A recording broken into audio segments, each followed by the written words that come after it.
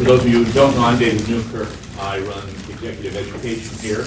I have the distinct pleasure of introducing Matt Simmons. We circulated his bio widely, and so I will not repeat that. But we've got something handed us which you don't often get for a speaker, which is their first year accounting grades. Finance. It says accounting. Finance grades from the Harvard Business School. And to be pleased to know, Professor Sealer gave him a high pass. So we have real expertise here. But the expertise we really have is about the future of demand for energy and what it may mean. I would encourage you to both listen and watch Matt. Listen because what he has to say is very interesting. Watch because as a business leader, his thought process is fascinating. Watch for the way he uses information, the rigor with which he thinks, the way he's willing to challenge. Because that's really the model of someone who can and has built a very successful business. We had a fascinating lunch talking about what is peak oil, what does it mean, are we ready to face it, why aren't we ready to face it, if we face it, what does it do? So he's got about 20 minutes of prepared comments, and then we'll throw it open for questions. And I'm sure you will find it absolutely fascinating. Matt, thank you. Thank you, David. Well, the only thing I'll correct that is I don't have 20 minutes of prepared comments. I will make comments off the top of my head for 20 minutes. I generally like to use PowerPoint slides because it keeps me on pace, but I decided that I'd a lot rather just give you some generalized stuff, and I'd encourage you to go to our website, and you can see a lot of the sort of PowerPoint data at Simmons and Company. Just Google my name, you can get there real fast. There's probably no one more surprised in the world than I am to be basically known today as Mr. Peak Oil. And I'm actually proud of that, but it was such an accidental career. I grew up in Utah, and I was basically planning on being a commercial banker, following in the footsteps of my father. And I was at the, I majored in Greek at the University of Utah because I spent 98% of my time in the fraternity house. And I had a fraternity brother by the name of Dick Marriott, and he came in one February for lunch, and he said, "I am so excited, I can't stand it." I said, "What?" "I just got accepted into Harvard Business School." I said, "What is that?" Because I'd never heard of, no one in our family had ever gone to graduate school. And thanks to that, I got intrigued, and I sent for some information. I decided I really want to go to Harvard Business School, and that's how I ended up having Professor Sealer as my finance professor in my first year, who then came to Darden the next year. And he encouraged me to, in fact, I'll tell the story because it's sort of funny.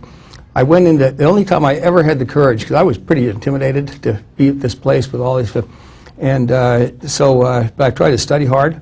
So I went in to see Professor Sealer at the end of the first year because I had to sign up for all these second-year elective courses. And I said, "You know, I want to be a banker. What are the best finance courses at Harvard Business School?" He said, "Well, best finance course is advanced production problems." And I said, "I really hated my production course." So he said, "Well, I somehow thought you want to get my advice instead of share your biases, but that's okay." So I said, no, see, that was stupid to say. He said, "Why is that a good course?" He said, "Well, you study 3 industries intensively during the course of a semester. You learn how the numbers work and integrate with the manufacturing and the industry trends, and so it just kind of combines everything." And so I said, "That sounds fun." I changed my mind at the last day of school because the newspaper came out grading the classes, and the first big table that caught my eye was heaviest workload, advanced production problems, which changed its name to manufacturing policy. Workload 92%, second hardest course 72%, third 60%. So I worried all summer, why am I doing this? And I walk in the first day, and one of my section mates was one of the people when they used to pick half the Baker Scholars at the end of the first year, and Jim Edwards said, "Oh my God, look, these guys all." I said, "Who are they?" "They're all the Baker Scholars." "I don't think I'm going to stay in this course." I'm thinking, well, so in walks this legendary professor who really totally changed my life, C. Wickham Skinner. And Wick Skinner puts his books down, and he looks around and he said, "Oh my goodness, there are too many people in this class. Most of you don't belong here.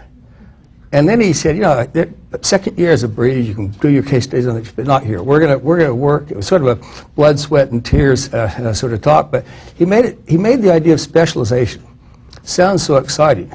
I thought, oh, I've got to take the course, and I loved it. And then I came back after Christmas, and before our grades came out, Professor Skinner's secretary called to say, Professor Skinner needs to see you this afternoon. Would like to see you. So I drudged over, thinking, I can't believe it. I failed his course. And Wick Skinner basically said, I really enjoyed having you in my class, and I'd like to convince you to actually work for me as a case writer, and let's redo the manufacturing policy in the steel industry and petroleum industry in 1 year. And I think you had to go in the doctoral program. I said, what? Because I wasn't even sure. I was, yeah, I did okay my first year, but not. And so anyway, thanks to that, I basically ended up spending 2 years working as a research assistant and research associate. I learned through Wick Skinner the value of basically working hard and specialization, and I'm pleased to say that for some of you that know Wick, that basically he is extremely active and working heavily with me on this Ocean Energy Institute, do a little about. And I also, one of my other classmates, John Rosenblum, I'll be seeing this weekend when we're back in Maine. So I also then got traded by Wick. At the end of my first year. He took me to lunch and he said, you know, I really hope you stay and get your doctoral degree.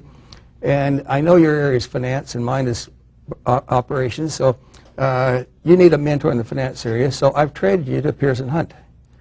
I thought, oh my gosh, he said, Pearson would like to interview you. So I went over, and Pearson, who we became very close friends with, but he was about as undynamic as Wick Skinner was dynamic. I mean, just two totally different personalities. And he had very little for me to do other than redo tables. But I did have 3 case studies to do, and the last one was going out to Los Angeles to do a case study on American cement. Actually, Pearson Hunt was working on this idea that we needed to start tracking cash flow, and cash flow after necessary investment. It was called and so he was really at the leading edge of his time. And unfortunately, he never got his stuff finished. But the important thing about this is that basically I'm headed to Los Angeles, and it's in the middle of a long winter, and I find out that my parents are in Palm Springs at a merger acquisition seminar that Dad was attending. So I said, oh, I'll come out and spend Friday and Saturday night with you in Palm Springs. And so I arrived there on a Friday night, and I said to Dad, how's the program going? He said, well, it's okay. I guess it makes me realize I know a little bit more about M&A stuff than I thought. Most interesting thing is I've got this young guy sitting next to me all day who's a commercial diver. And boy, he's been interesting. So I said, oh, I bet he's a treasure diver. So Dad said, well, come at the coffee break tomorrow. So he points out Ladd Handelman. And I go over to introduce myself to Ladd Handelman, who was the founder of a company called California Divers that changed their name to Oceaneering. And I said to Laddie, why are you here at this conference? So we've grown so fast, we're out of money, so I'm selling my company to Santa Fe. And so I said, well, why don't you raise some venture capital? He said, well, what is that? I said, oh, you get some private groups to put some money in, and then you grow some more, and then you sell the company. How do you do that? That's what I do. Now, in reality, I was still working for Harvard Business School. So I flew to Santa Barbara at the end of the week and spent a day with these unbelievable pioneers of the diving business who had just finished perfecting mixed gas diving tables. And by perfecting them, this was basically tweaking around. If you got 82% helium and the rest oxygen, you could basically stay down as long as you wanted.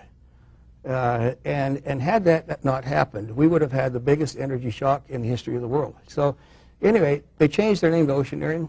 Before I finished the private placement memorandum, I finished my first big financing in my office in the basement of Harvard Business School.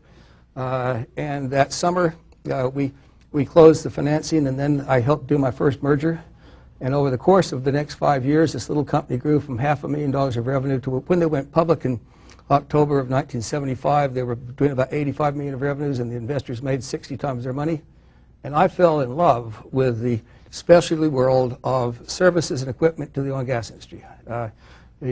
And around the same time, in the fall of 1973, I left Harvard Business School in June of 1969 and took a 400 square foot office in downtown Boston for a year and a half. Howard Stevenson left HBS to join me and then went back to the school. Other than that, I was just working myself as a secretary. And I got more and more and more intrigued with these specialty services in the energy business. So I was going back and forth to to London and Oslo, and I was over there for a weekend when the Yom Kippur War broke out. And within 2 weeks, the price of oil had gone from 5 to 12, and by the end of the year, it was 3 to 5 and then to 12. And within 2 or 3 weeks, I thought, I think this is sustainable. And I think it opens up an era of prosperity of unrivaled times for companies selling services and products to the gas industry, because we have to basically create more supply. And that's when I decided to leave Boston and go to Houston and change my focus, because I had no focus. It was called Simmons Associates, Inc., and I kind of did anything. And I said, from here on, we're going to specialize. Wick Skinner taught me specialization. We're going to specialize in providing the highest quality financial advice anyone's ever done to companies serving the worldwide oil and gas industry. And we set up 4 goals at the time, because I thought when I started, I never had a goal. It kind of annoyed me, but I thought, I'm going to have a rebirth of life. And ironically, the 4 goals we set up are still our 4 goals today. And I think you could talk to I'm retired now, but I think you could talk to anybody in the firm and they could rattle these off. Goal number 1 was basically total specialization. We've changed that to total energy, as opposed to services and products to the oil and gas industry. Goal number 2 was highest quality. That's still, we really mean highest as opposed to high. Goal number 3 is pride yourself on being small. Don't try to grow. Goal number 4, which turned out to be the most important, was have fun. And during the oil field depression from 82 to 95, it was probably having fun that actually got us hired a lot of times, and they were just awful projects. And it also kept us together. But over the same period of time, I was realizing 100% of our business was in one industry. And we were relying very heavily in the 70s on buying data from experts. And when the industry fell off a cliff, I couldn't believe that all the data we had was wrong. And that's when I made a commitment myself that I'm going to basically find out where the data is. And to my stunning surprise, within 2 years, I realized had I been looking at data, we could have actually told clients, this is not sustainable. We're headed, because we've had the North Sea's just about to come on stream, the North Slope's about to come on stream, demand is starting to turn down. We need to start downsizing, and as a result that we didn't know that, we helped preside over the greatest liquidation of any industrial sector in the 20th century, the oil service industry. 95% of the public companies disappeared. We ended up consolidating most of the survivors, and so it really was a miserable experience to go through, but it was actually an experience that made the firm into being the great firm it is today. And it also taught me the value of you can't know too much about an industry you're working in. So I started worrying by the end of the 80s that we'd crushed the ability to drill more wells. And if we didn't drill more wells and demand picked up, which was starting to do it, we were going to be right back in the same hole, but this time it was going to be real. And that's what got me onto the hobby of becoming a data freak in the petroleum industry, and then the natural gas industry, and then finally the power generation industry. I started being alarmed in the 90s at the casual way people started talking about modern oil field technology was make it easier to find fields and producing them faster and because our firm did all the investment banking on oil field technology. I thought there's no one that knows this stuff better than I do, and all it's doing is allowing us to extract stuff out of the ground at faster rates than we ever could have done before. And I started becoming the expert on decline curves, which it's hard data to find, but when you found it, they were accelerating. So a field that used to decline like that was declining like this, which meant it's fine as long as you have more and more fields developed, but I started seeing that we weren't finding as many and they were smaller. So by 2000, I had a lot of energy concerns that we were digging ourselves in a hole that was going to probably be hard to get out of. Our electricity grid was too old, our refineries were too old, our people hadn't been replaced for 2 generations. But the one thing I didn't understand anything about was what was really happening in the Middle East. And everyone that I ever met in the energy business from the spring of 1969 through this had always said there's an unlimited amount of oil in the Middle East. And it's almost free. People say it takes a nickel to produce it, some take time to produce it. And by then I knew that there was no good data on fields in the Middle East. So I thought, how do people know this much? And so anyway, I finally did a study at the end of 2001 I'd tackle these white papers once in a while just because I thought that's an interesting subject. And I was amazed one time to find out that there was no data on the world's largest oil fields by flow rate. Isn't that funny? There's data on oil fields by their reserves, but the reserves don't tell you anything. Particularly when the high quality reserves are gone and all you have is low quality reserve left. And so I thought, I'm going to go on a data search and see if I can figure out. So I published this white paper called The World's Giant Oil Fields. And what I discovered that there were basically only 110 to 115 fields left in the world that still produced over 100,000 barrels a day, and only a handful were new. And they were far smaller than the old fields. So it was this unbelievable correlation between the giant fields you find first. But the most astonishing thing I found was there were only 35 fields that had ever produced significant amounts of oil in the history of the Middle East. And they were all still producing. I thought there were thousands of fields. So fast forward then to the February 2003, when I get asked to be part of a delegation of 9 of us to go to Saudi Arabia for a week. And while we're there, everything I hear about their oil fields is by then, the oil fields of Saudi Arabia become like second cousins to me, Ghawar and Safaniya and Abqaiq. And so, and as I heard this technical presentation in Aramco's headquarters, and I heard the senior guy saying the reason we're using technology more extensively and aggressively than anyone else in the history of the world is that it now takes fuzzy logic to determine how we manage our remaining resources.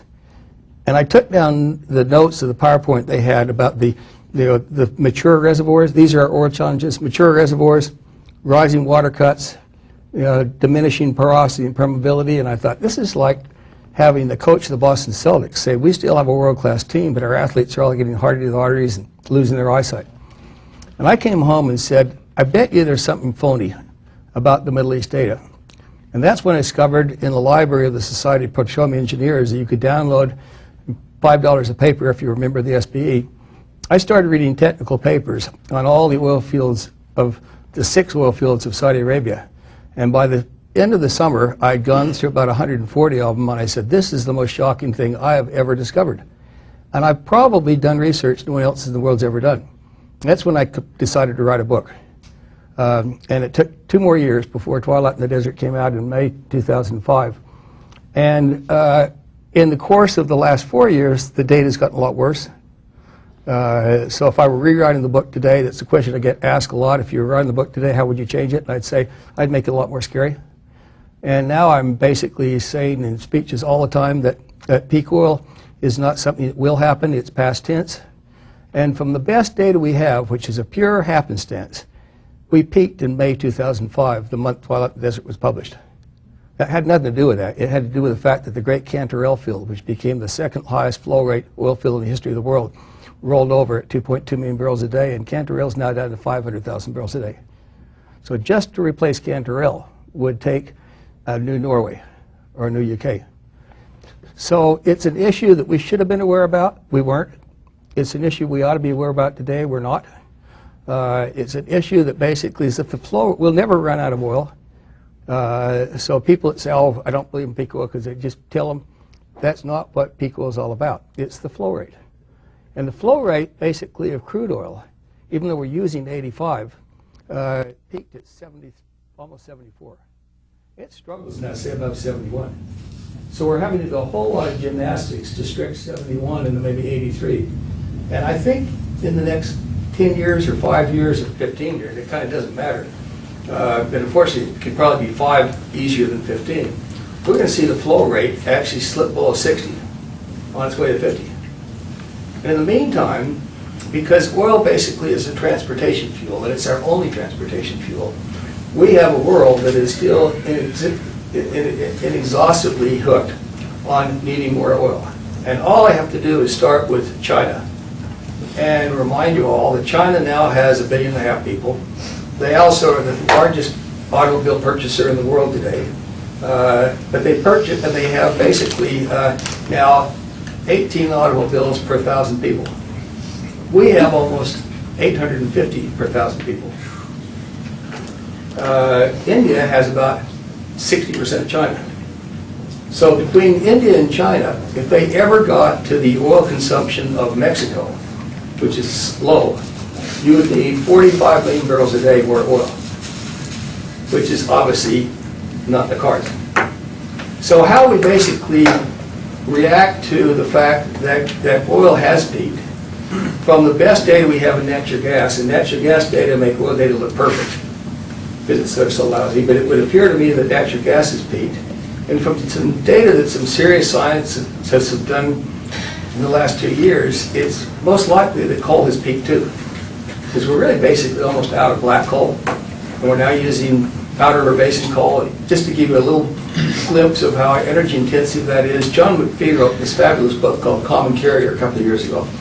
And one of the chapters is a unit train that's a mile and a half long, carrying 19,000 tons of coal from the Powder River Basin to a power plant just outside Macon, Georgia. It takes 5.5 days to get there. It takes 4 or 5 hours to tip each car upside down and suck the coal out. Then the coal train goes back empty, and the chapter ends by saying that's enough power for almost 9 hours of the power plant. We're crushing the railroad tracks of America to bring in dirt that's laced with coal. So I think we need to get real serious about the fact that the age of fossil fuels, which has been so unbelievably important to all the miracles of the 20th century, will not end. But our ability to grow is most likely over. And so we need to start thinking very carefully about what do we do, because if we don't pay attention to this, then we'll basically end up having, the demand turns out to be almost impossible to control, particularly when you have population growth and penetration in the brick economies, etc. And supply, we don't have any technology on Earth to basically stop the decline. It's the age of reservoir rocks. Turns out there's an interesting parallel between the aging of our population and the age of an oil field. As all of us unfortunately know, now that we can keep people alive almost indefinitely, at some point in life, you start to rapidly age. It happens at different ages for different people, but once you do, your quality of life goes like that, and your cost of life goes like that. That's exactly where we are now in too many of our key mature oil fields. They're too old, and we didn't ever find any new ones. So I think this will rapidly end up becoming the most serious issue the world's ever faced. I think we have 2 other issues that are right behind it, and then a third issue that blows them away. 2 other issues are called rust and maturity. We have an oil and gas infrastructure globally that allows us to use 85 million barrels a day of oil, which is, take that into gallons per minute. It's some unbelievable number. It's so outrageous I can't even remember on the top of my head. Our delivery system, at least 85% of it, is beyond its original design life. It's all built out of steel. And in the steel industry, in the maritime industry, there's an old slogan that says, "Rust never sleeps." So we have to rebuild this stuff. If we don't rebuild it, within 5 to 10 years, it will rust away. So then it's not a flow rate issue, it's a fact we can't get it any place. I've done some rough numbers, and they're rough as can be, but they're probably better numbers than anyone else has done, because this isn't something people think about. That just to rebuild 65% of our oil and gas infrastructure, forget power generation, will probably cost about $100 trillion, not billion, trillion. It's also not clear we have enough iron ore left in the world to do that. It's also clear that that would require extremely high oil and gas prices, and then we'd have to make sure they all get plowed back to pay for it. But if we did that, it would create global prosperity beyond all imagination. Ironically, that actually increases energy demand, so it's sort of the cat eating the snake eating its tail. I think we basically need a plan B, and as to how we basically end up living in a world where we only have 55 versus 110. And in my opinion, the 4 things we can do in Plan B, which are all things we can do today, if we want to, is first of all, end long-distance commuting, liberate the workforce, pay up productivity. We have the tools to do that. We just don't have a mindset. Plan number 2 is to basically grow food locally and end globalization of food, which is turned out to be an awful business in the first place, and the energy intensity of that is astonishing. Plan number 3 is we have to redesign our transportation system and reprioritize it. Ship goods by water for as long as possible.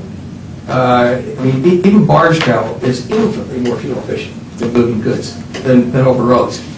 And then to the extent you don't have water, use light rail. and then double track, and then finally use trucks as like a Federal Express, your last point of faith. Plan number 3, 4 is in globalization. Make goods where they're used. I think if we did all 3 or 4 of those with intensity globally, we could probably buy ourselves a half a century, or at least 30 years. Whether we will or not is pretty unlikely, but we could.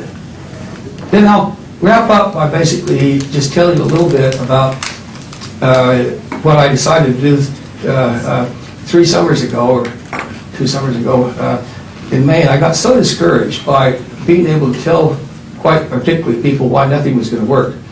I finally had a journalist from Italy call me, and he wanted 2 hours to kind of write a good story. What do we do after peak oil? And I kept telling him why this wouldn't work and that wouldn't work. And by the end of the conversation, the guy started to cry. I just felt awful. He said, Mr. Simmons, you're the most gloomy person I've ever talked to in my life. He said, I'm going to go home, and my wife and I have 3 young, lovely kids. I'm going to basically say, we have to sell our house and move to the hills. I said, it's not that bad. I hung up and I thought, I just feel awful, but you know what? We don't have a plan. I looked out our window, we're on Penobscot Bay, and I thought, it's funny that when I started this conversation, right off our seawall, we have this big ledge, and it was like a big island, and 2 hours later, it's just a little tip, and I thought, tides. Yeah, it's interesting. In the 40 years I've been, or 38 years then, I've been involved in the energy business. So much of it has been focused on the offshore. And I've also been on 2 of the best oceanographic institutes in the world, and the oceanographic community has not spent any time at all ever thinking about the energy content of the oceans. Think about almost everything but that. I thought, wouldn't it be amazing if we set up an institute here in Mid-Coast Maine? It was sort of like a Woods Hole or a Scripps, and all we did was concentrate on, let's figure out every energy source we can get out of our oceans and prioritize. Well, out of that process has come plans now that are so exciting in Maine for creating the world's largest offshore wind farm. It turns out offshore wind is infinitely more sustainable than onshore wind. And the Gulf of Maine has the highest sustainable winds in the Western Hemisphere. So it's sort of the Gawar of offshore wind. And then it turns out, by fortuitous happenstance, the University of Maine has just finalized in the last few years an advanced composite laboratory, creating the lightest, strongest materials ever done. So in the Gulf of Maine, starting in the next few weeks, we will start basically selecting consortium members to start building working test models of what will end up being a series of 90 to 110, 70 to 90 story high wind turbines, which will be the tallest in the world by a long country mile. You couldn't do this out of steel. The advanced composite you can. We'll create in the winter 5 gigawatts of electricity, which would be like 5 nuclear plants. The exciting thing, though, is that we will basically use that electricity to go to nearby barges, and on those barges will be a separation system that combines electricity and water from the ocean through electrolysis into hydrogen, and then separate out from air nitrogen, and 1 part nitrogen and 3 parts hydrogen. It's called H3, liquid ammonia. Liquid ammonia is the only substance I've ever heard of that we can manufacture and not modify the internal combustion engine. And the byproduct is desalinated water and no emission. And so if we prove that out in the Gulf of Maine, it's really the holy grail. And we could actually end up with a world very different in 5 to 10 years, and industries we don't even know about today. So having been pretty discouraged for the last several years, this is really, really encouraging. So I'll stop there and be delighted to answer questions. If we could get your views on the disparity on, sorry, we get you. Yeah, turn it on. If we get your views on the disparity between the oil price and the natural gas price today, and I mean it's a historical high. Domestically, why do you think that is, and where do you think that will go? I guess the gas price will go up, or the oil price will come down. Well, great, thanks. The answer, the question is a very good one, because we have the highest gap today that we've ever had by about double or triple. And I think oil prices are far too low. We'll go way higher soon. So, but I'm not sure natural gas prices will for a while, because we have created the greatest illusion I've seen in 40 years, that we now have such abundance of shale gas, S-H-A-L-E, that it'll bridge us into the 22nd century. That's absolute baloney. I could have used another word. It's the shale gas that we know about, other than these little tiny wells we've been doing for years, is so far almost entirely coming from the Barnett Shale, which is the Fort Worth Basin. The best of those wells have a production profile that started at a very high flow rate, and by the end of the first year, you're down 70%. By the end of the second year, you're down another 20%. The third year, you're down to 5%. The bet is the 5% lasts for 20, 25 years. We don't have any data that there's probably little likelihood that's going to be. This is so controversial now, though, you can't believe it. I mean, I'm getting about as big a blowback on this as anything I've done in the last 20 years. The thing that's unfortunate about the shale gas is to bust up the almost solid granite that we call the Barnett Shale, you have to use intensive amounts of water that you create into a slurry and hydraulically pump it down vertical to wherever it is. And the Barnett's about 7,000 to 9,000 feet. And then you drill a horizontal well out a mile. That basically is like a big fire hose. Well, in the 10,000 well bores we've done so far, and we've pretty well drilled up the Barnett Shale, it's kind of come and gone, we've destroyed 70 billion gallons of potable water. And I'm now of the belief that water scarcity is going to blow away oil scarcity. And you just can't destroy that much of water on a very short-term thing. But the impression is so deeply embedded that people actually think gas prices can stay low, and that the low gas prices will drag down oil prices. And it's a little bit like saying because of celery, we'll never have an onion shortage. I certainly hear you on that particular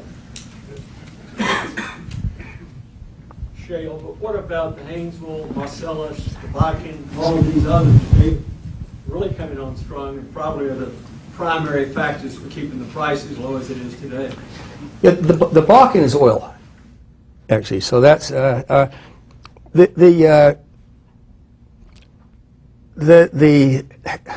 keep getting these basins mixed up.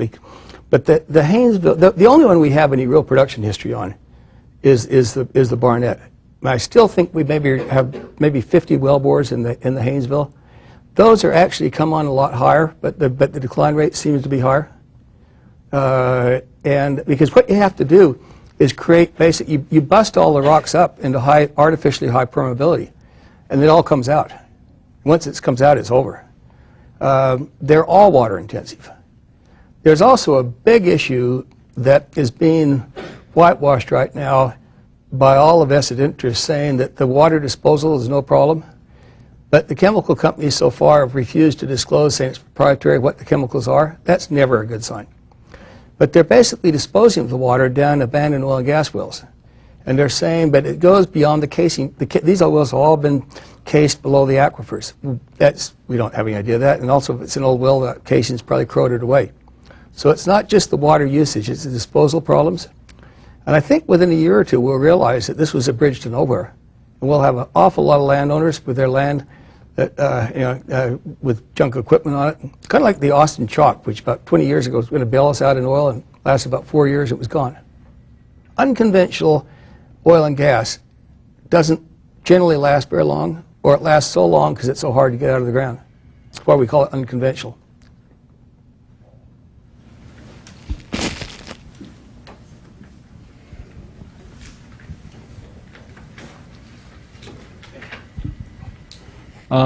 Assuming that the world will not fall down a cliff, which companies do you think will be able to capitalize on the shift in the energy production? Will it be the new energy, or the old oil company will be able to kind of reinvent themselves? I think most of the big oil players don't have a sustainable strategy, and they're in liquidation. And they're so big. I thought super majors was a dumb idea when it happens. I see these companies now are so large that they can't fight the decline curve with the drill bit. They just have to keep acquiring. And I think it's interesting today. Finally, last week, Jim Mulvick, ConocoPhillips, said our new strategy is small is beautiful. I think you're going to. I've had a prediction for ages, and that someone's going to come along and bust up Exxon and a bunch of baby bells, and out of that you'll end up getting some productive elements. So size is basically not your friend. I think some of the national oil companies have become far more sophisticated. I happen to think that Petrobras is the single best run and most sophisticated of the oil companies in the world. Saudi Aramco is an extremely well run oil company. They're Schlumberger's largest customer. They're Baker Hughes' largest customer. They all realize now that they don't need major oil companies to come in and be their purchasing agent and take half the reserves. So I think the engineering and construction companies and the oil service company equipment providers will end up being a lot more sustainable as a business strategy and investment strategy than most of the oil and gas producers, because it's too hard to find the stuff and the decline rates are too fast. Many people are having problems figuring out how to finance offshore wind. What are suggestions that you have, and how are you succeeding in Maine? Well, what we've tried to do up in Maine is to not worry about the financing until we've technically proven that it can be done. Now, we're going to there's going to be funding for 2 to 3 test models that'll be full-scale models that the DOE has committed somewhere between $8 and $13 million of research money. This is all in the last 3 weeks. Statoil is coming over. There's 3 senior wind people are coming over to Maine next Monday, Tuesday, and Wednesday as a result of the fact that our governor was there 3 weeks ago watching the launching of the first offshore wind spar. And we're going to line up some other corporations, but once we've proven it works, then I think we'll have so many corporations clamoring to get into this, because it's sort of like, I've used this analogy, but remember The Graduate? And when he comes out of a swimming pool and it says plastics, do you know plastics turned out to be the biggest growth industry in the 70s? I bet the guy didn't know that when he wrote that. If they were coming out of the swimming pool today, he'd say offshore wind and advanced composites. So and water.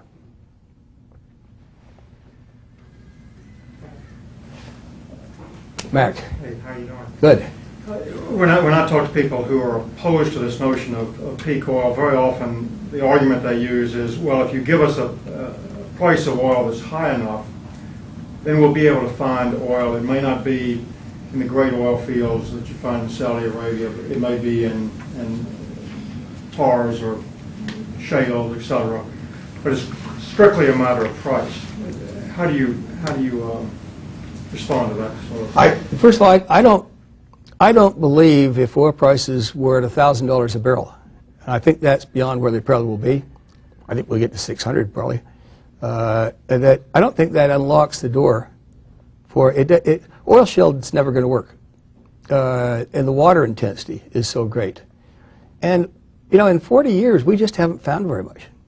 So the idea that somehow this is going to launch a whole new era of exploration. Well, when we had high oil prices, why didn't we find anything more? But that is absolutely the argument that they use. The other argument they use is, emerging technologies. Well, this happens to be my strong suit because of all of our investment banking work on oil field technology. All the technologies we have today are not new, they're mature. They were invented in the 70s, they were commercialized in the 80s, they were globalized in the 90s, and we don't have anyone else working anything new. The service companies did it all, and they didn't get paid a premium, so they're not doing it anymore. There's a lot of incremental stuff being done of switching a little bit of design. So I hope something comes along sometime, and that's why I'm so excited about liquid ammonia and offshore wind, because that actually can work. But the other stuff I think is pie in the sky. When you talk about offshore wind, you're talking about Maine and sort of the ability for it to be viable there.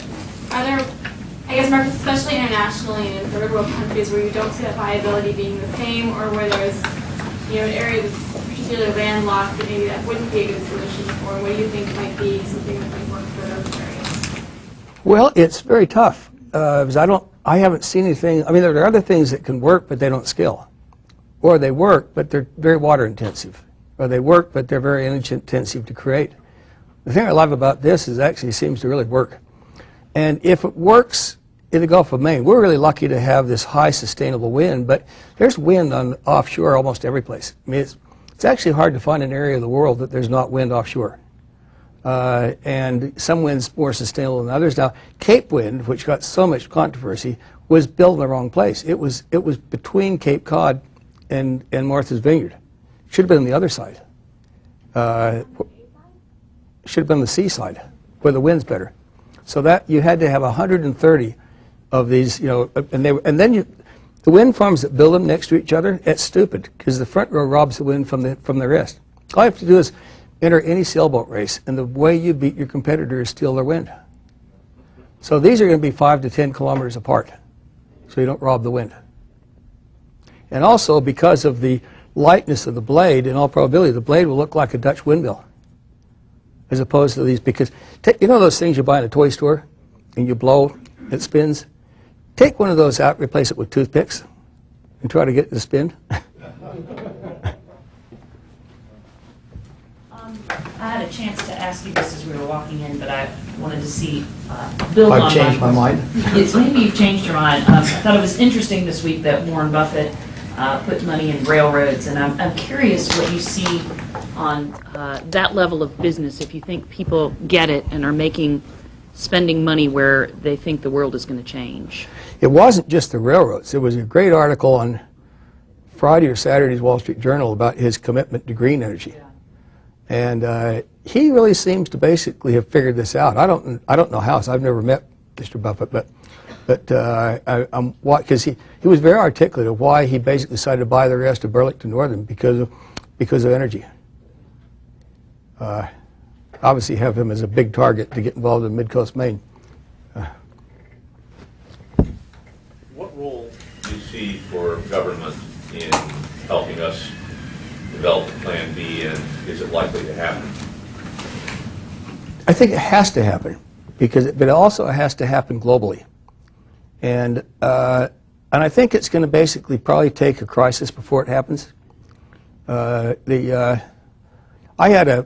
had an interesting experience a year ago this spring when a guy from the staff of the Senate called our office, and he finally reached me at home, so I'd been traveling, and he said, "Mr. Simmons, I'm one of the 2 senior staff members for the Senate Select Committee on Intelligence." And he said, in the summer, the state senior staff people always get a research project to do and he said, I drew the lucky straw of doing the first study we've ever done on energy security. So I've been kind of gathering stuff together for the last 10 days, and I come across this term peak oil. I thought, what in the world is that? And for the last 4 days, I feel like I've been living in your house. So he said, walk me through that again. About 2 hours later, he said, good gosh, this has never come before the Senate Intelligence Committee. I don't think any of our senators would have any idea. And he said, are you sure you're right? I said, I can't be positive. I think you could convict somebody. So he said, I did to bring some staff people down and spend several hours with you. So when could we come visit? I said, well, I'm leaving for Europe tomorrow, and then I come back to Maine. So we'll come up to Maine. So about a month later, I get this email right after the 4th of July saying, is Thursday still good for the 4 of us to show up? Best regards, Ken. Ken who? And then I luckily look at his address and I see senate.gov. So, oh yeah, that's the guy from the...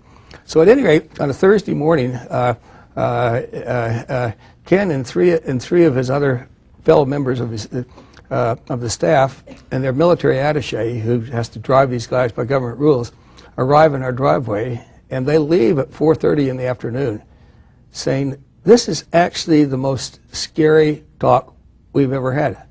We were all driving up from Portland and saying, I bet you we can poke holes through Simmons' stuff. He said, it's amazing how this has never come up. So we don't know a lot about this as a society. I had the interesting experience the day after I was telling the faculty group at lunch today that thanks to some friend of a friend, he set me up to speak in the main auditorium at the Pentagon the day after President's Day, last February, a year ago February. And from 8:30 until 10:30 in the morning, I was basically discussing peak oil for the first time in the history of the Pentagon. And you could have heard a pin drop when I finished my PowerPoint slides. I think these are on our website still. And the questions I got afterwards were just saying, why didn't we know this? So I don't know. I think frankly, it's such an unbelievable oddity and scary that I ended up being the person that figured it out because I wasn't planning on doing this. Remember, I was going to be a commercial banker in Utah had it not been for Professor Seeler saying, take advanced production problems.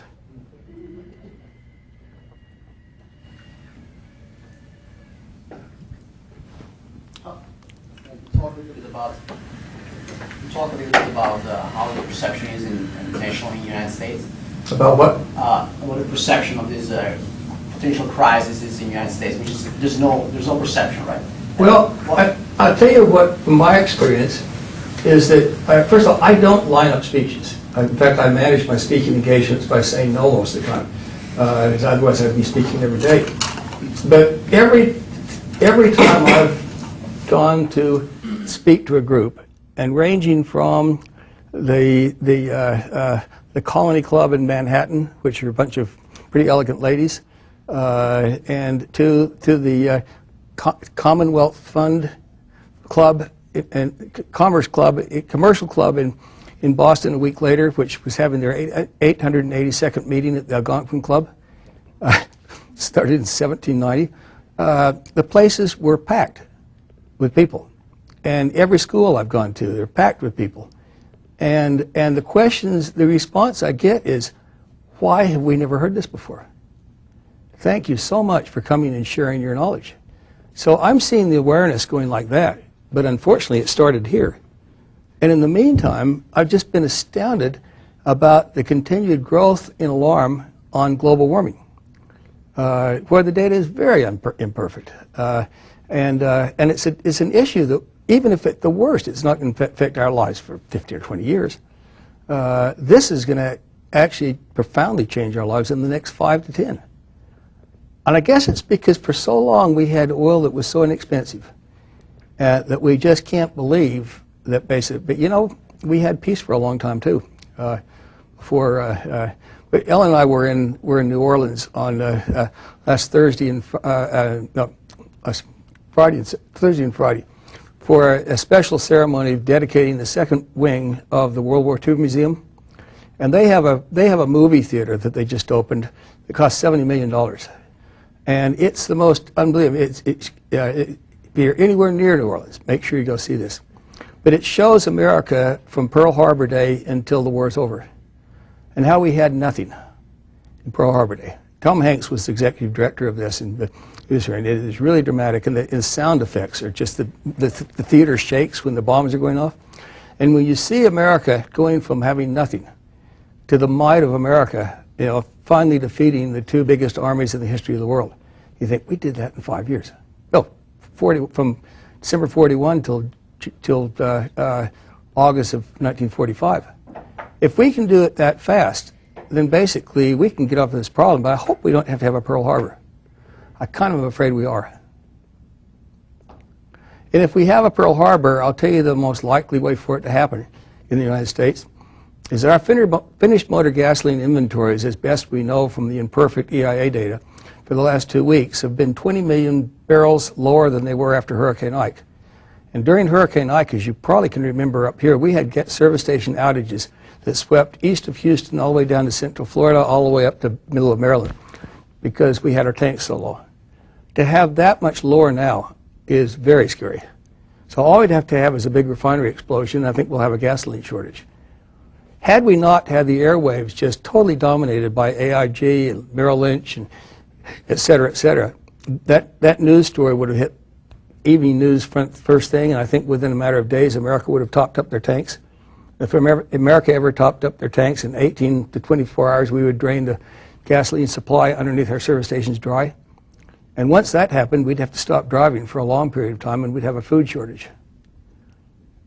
So, but what's awful is to actually be able to talk about this as an event that could happen just like Pearl Harbor happened, and have almost nobody, but just like America with Pearl Harbor, we could have seen the war coming. It was obvious. You didn't know the day, but we didn't have an army. And we actually had radar. That's the thing that interests me the most. We had a radar. The theory is but they saw these dots. They said, I don't know what those could be. Radar set must not be working.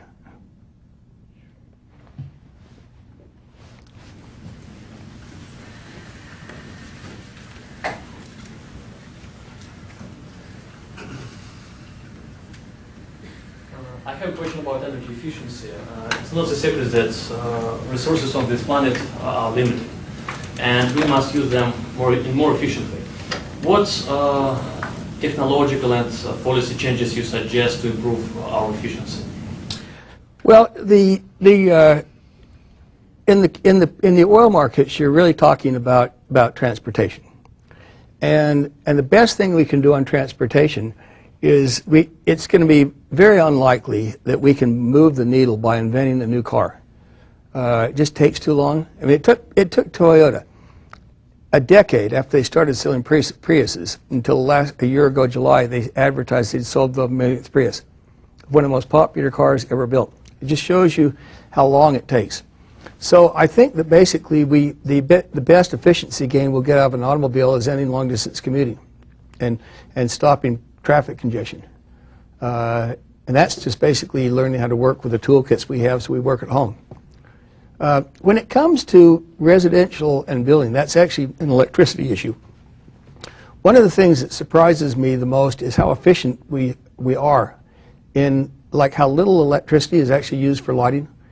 It's a tiny number relative to the rest of electricity. So in water, for instance, it turns out that our residences use about, inside the house is something like 2/3 or 70% of our water use. The rest is on our lawns.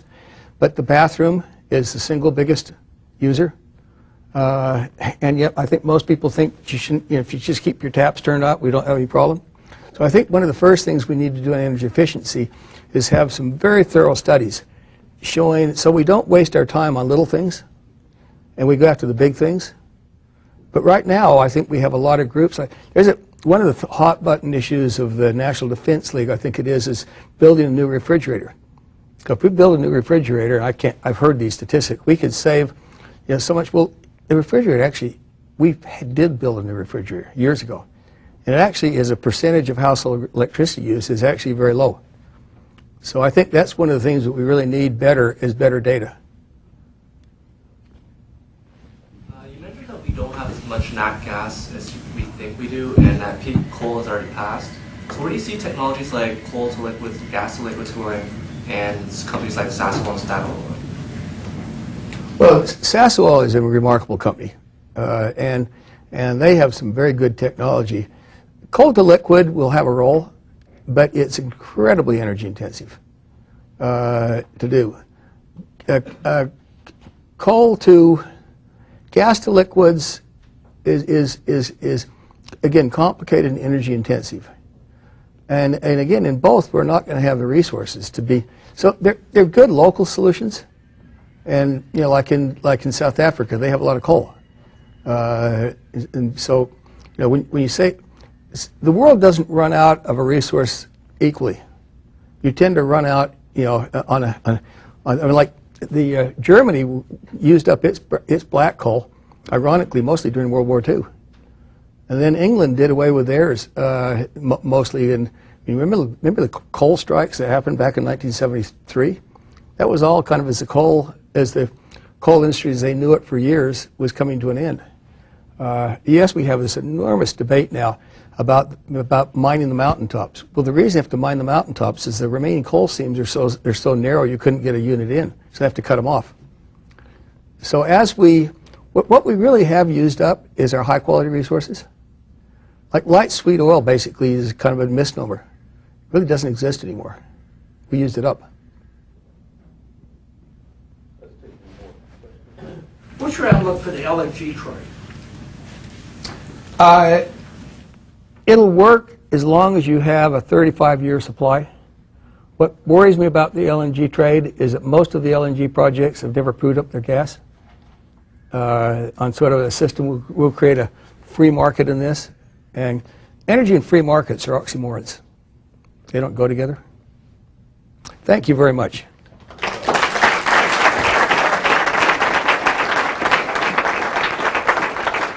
I should have at the beginning recognized Ellen Simmons, who joined us, and clearly keeps him on a stable basis.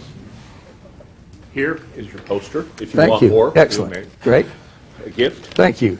I must say, I've never seen so much energy and pleasure expended on such a challenging message. Well, thank And you. the combination of know the details, learn your manufacturing policy, study hard, get new information, and have fun is in very clearly evidenced. Thank you for the time.